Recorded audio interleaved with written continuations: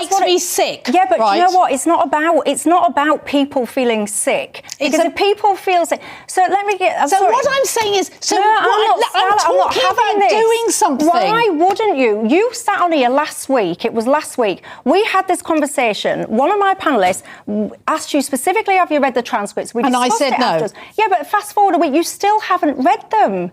I can't process why. I cannot understand. I seriously cannot understand why finding out the absolute details of what happened to these poor girls would make me feel any more strongly that something's got to happen, that these men should go down for it, that actually we should have done something, and that these girls were absolutely let down by everybody, by social workers, by counsellors, by the police. Right, I'll tell you what, you say it makes you feel sick reading these potentially. I'll tell you what makes me feel sick. The fact that people still have not cottoned on to the absolute disgusting nature of what has happened to these people. And I would argue, I would bet every single cent that I had, every penny, everything that I had, I would bet it that this is still happening in towns and cities up and down the country today. I would bet everything that I had.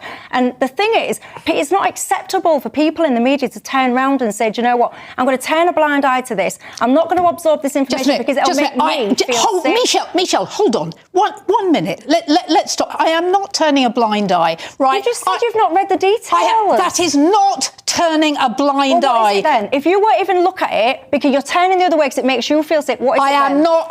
I have said I have read the newspaper reports. I have done what I can to talk to people about inquiries. I really mind you turning around and saying, oh, you've turned a blind eye. I have not turned a blind eye. I have been arguing. I feel like you have.